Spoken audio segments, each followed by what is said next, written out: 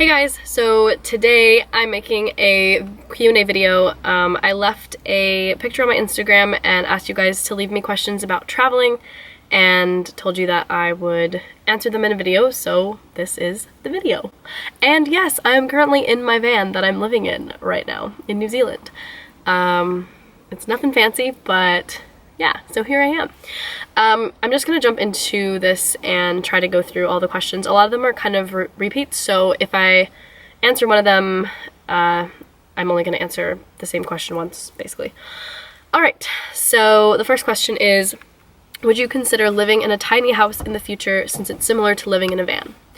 Yeah, I would. If I ever live in a house, I would want to live in like a cottage or a cabin or something, just because I wouldn't really want to have a giant house because I probably wouldn't be in it very much, to be honest. I like being outside and I don't need a lot of room. What are the general costs of living in a van? Food, the van itself, and how do you know where to camp? The general costs definitely vary on how much money you want to spend and, you know, how like minimalist you're planning on being, what kind of food you want to eat, everything like that. If you want like the best equipment or you just want used things, it just really depends on the person. Obviously, for me, I try to do it the cheapest just because I'm on a limited amount of money and I don't really see the need in spending excessive amounts on things that are just more like luxuries when you can be satisfied by simple things. So it's really hard to say what the general costs are. Obviously, like, you know, paying for gas is going to be something that everybody has to do, and depending on the vehicle, then it depends on how much you're going to be spending.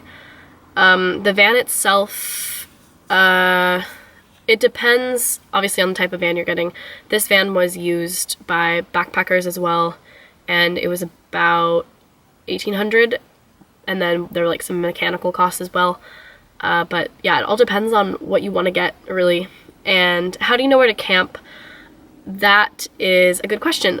We have been using an app called Campermate, which is honestly like has been saving my life because it shows you where Wi-Fi is, it shows you where groceries are, it shows you where public toilets are, and it shows you where free campsites are. So there's two types of camper vans, at least in New Zealand. There's certified self-contained vehicles, which, you know, they have to have like a sink and they have to meet requirements and can hold like waste. And then there's non-self-contained, and our van is a non-self-contained, so we can only camp at certain areas, but there's tons of free campsites in New Zealand, and pretty much every campsite we've stayed at has been free. So we haven't had to camp there, and they're all legal to camp at as well, which is what the app shows you, where legal campsites are and designated areas are where you can actually sleep in your van for free. How do you afford traveling for a long period of time?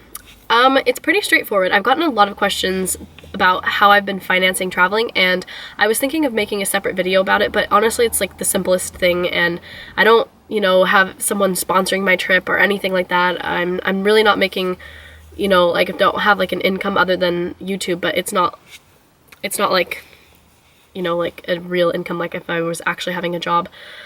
So I basically worked when I was back home and saved as much money as I could because I really wanted to travel. And once I saved enough money, then I went traveling. So I'm basically living off of my savings right now. And that is about it. When traveling, how light and minimalist should you pack? That all depends on the person, but definitely if you're living in a van, you have limited space. So try to pack lightly. I was not planning on being gone that long, so luckily I didn't bring a lot of stuff. And when you go traveling, you also tend to accumulate some things. You know, if you see something you like, you might want to buy it. And you also have to keep that in mind, so try to leave some room. But I do like the idea of being minimalist, especially, I don't have a lot of, you know, like beauty products. I didn't really bring a lot of that stuff just because I knew that it's unnecessary and it just takes up a lot of space. Is traveling abroad nerve-wracking? If so, how do you cope?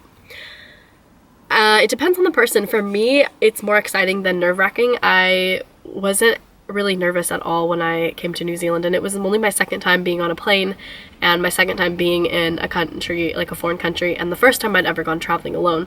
So, but for me, I wasn't nervous at all. There had been a lot of times where, especially when I first got here, when I just wasn't exactly sure of like my plan or what was going to happen, but I used the law of attraction, which I've talked about before, and everything has worked out so far, and there's really nothing to be worried about until you know, there's something to be worried about. So there's no reason to worry about the future if you're fine right now. This next question is just hygiene, question mark. Like literally the story of my life. Like, what is hygiene? I literally don't know. But I mean, you can still be hygienic while you're traveling and while you're in a van, you know, like there's free showers, or not free showers, but there's showers, places. Campermate also shows you where they have showers. Usually they're just like $2 to $3 for about 5 minutes, and 5 minutes is plenty of time to, you know, clean yourself. You're fine. You don't need any more time than that. And if anything, like we have baby wipes, we have face wipes, things like that. You can always go to laundromats and get your clothes cleaned if you have to. How do you plan on where you're going next? I've been using a lot of maps. I mean, just in general in New Zealand, I've been using a lot of maps where we're going, and there's a lot of like specific sites and things that we want to see, so we just kind of plan out around that. But I mean, in terms of like where you want to go next in like terms of countries and stuff, then it's all just up to you wherever you want to go. And I don't think you really need to have like a long-term plan. It's not really necessary because things change so fast, and that's like the biggest thing that I've learned while traveling is that things change all the time. Even in one day, I think like your entire plan could just completely change. Is it hard eating, cooking healthy vegan meals? No, it actually is not hard at all. I found it to be quite simple, especially with staples like rice and oats are like the cheapest things you can find here. Potatoes are all right. I mean, New Zealand is a lot more expensive than America. And veggies and fruit are quite expensive, but in terms of, you know, like staples, and then canned beans are also cheap, so you can definitely do healthy and vegan. And buying in bulk, like you just buy one big bag of rice, one big bag of oats, and you're set for the whole time you're traveling. What do you guys do for fun? Well, right now it's raining, so we're basically stuck in our van, but we do have Game of Thrones downloaded, so we can watch Game of Thrones whenever we want to, which is really nice because we don't have like a TV or anything, but Game of Thrones, right now I'm like obsessed with it.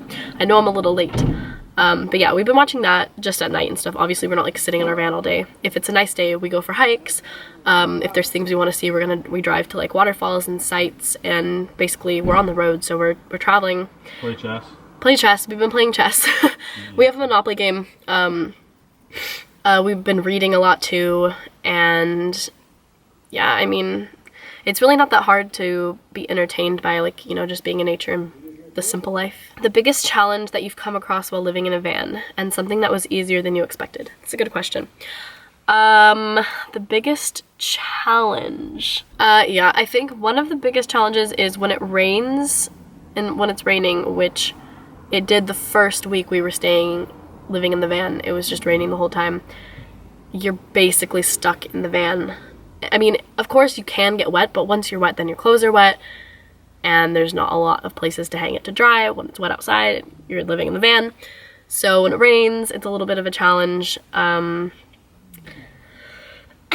Keeping things organized can sometimes be a challenge, just because when you need to get something, you know, everything's kind of shoved in one area. We have to get something, you have to take everything out to get it. Living out of your suitcase is another kind of challenge, because you have to take your suitcase out, you have to sort through your clothes. You know, you can't just walk into your closet or open a drawer and like all your clothes is neat inside. Not that my clothes was actually neat when I was back at my house. And something that was easier than I expected, I thought it was going to be a lot colder in the van, and it definitely hasn't been. And finding campsites has been easier than I expected, I guess. I wasn't really thinking, I thought it was going to be a little bit harder, but it hasn't been. What sort of meals do you eat in the van? We have gas stoves, like little portable cookers, so we've been eating a lot of rice. I've been eating like canned lentils and canned beans that I've been heating up. Soup is alright. Basically, like, just simple things like that. We have apples. We have oats in the morning, basically every morning, or cereal with soy milk, but pretty much eat like similar things every day. It's just very like high starch vegan meals. What kinds of things do you have in your van kitchen, like tools and food staples? Well, I said like the rice and the oats have definitely been our staples. We were also doing cereal in the beginning, but it was just annoying having to constantly buy soy milk. As for staples, we have the gas stoves, which are definitely important, and we have 2 pots, which we could probably easily just do 1 pot, but it is nice having 2 in case you want to cook 2 things. And then we have 1 stir fry, or 1 non-stick frying pan, which is also really nice to have. And then we literally just have like 2 plates, 2 bowls, 2 mugs, and then 2 spoons and 2 forks and 2 knives. And that's pretty much it. We don't have a lot of, you know, like you can't really have like blenders and things like that. So you just you just take what you can get. We don't really need anything other than just a couple pots and pans and eating utensils. That's about it. How do you charge your phones, cameras, etc.? So we have pretty much been using libraries in all the like cities and towns that we've stopped at. And also McDonald's and Burger King usually have free Wi-Fi, and a lot of them have outlets as well. So we just take what we can get, and yeah. Eating vegan on the go, super simple. New Zealand is a little bit more difficult with like their sort of snack things. A lot of them seem to have like dairy products in them, even when it doesn't seem necessary. Like a lot of their granola bars, almost every granola bar has either honey or dairy in it, and it's just like, cannot find hardly any of them, and they're just expensive anyways. But like dried fruit and stuff like that is easy. Apples, bananas, you know, just fruit in general, super easy for vegan on the go. What are the worst/best parts of living in a van? The best part of living in a van is that you have your home on wheels and you can take it wherever you go, and you have everything with you at all times. You don't have to worry about bringing anything. You're always going to have it on you. The worst part of living in a van is just it's so small. There's not a lot of room, but you could get used to it after a while. It can get a little cold, but it's fine. You know, you don't have like a separate room. You don't have a bathroom, but that hasn't really been a problem either. But that's about it. I can't really complain. There's not a lot of cons, to be honest, about living in a van, at least I don't think. How much time do you spend driving? It depends where we're going. I mean, we have spent a lot of time driving, but we also stop places as well and like stay there. We don't just like look at something and then leave. You know, we've been staying at places and like exploring around and stuff. Top things you should bring when traveling in a van. Well, our van came with all of the equipment, but you definitely need like a camping table, definitely need camping stoves, a cooler, like camping chairs. You need like tools for the van. I can't think. And then of course like cooking things, and like storage like boxes and stuff, I guess. I don't know. You don't need a lot. Okay, so those are all the questions, and I hope that this was somewhat informative for you guys. I hope that answered all your questions, and yeah, I hope you enjoyed this video.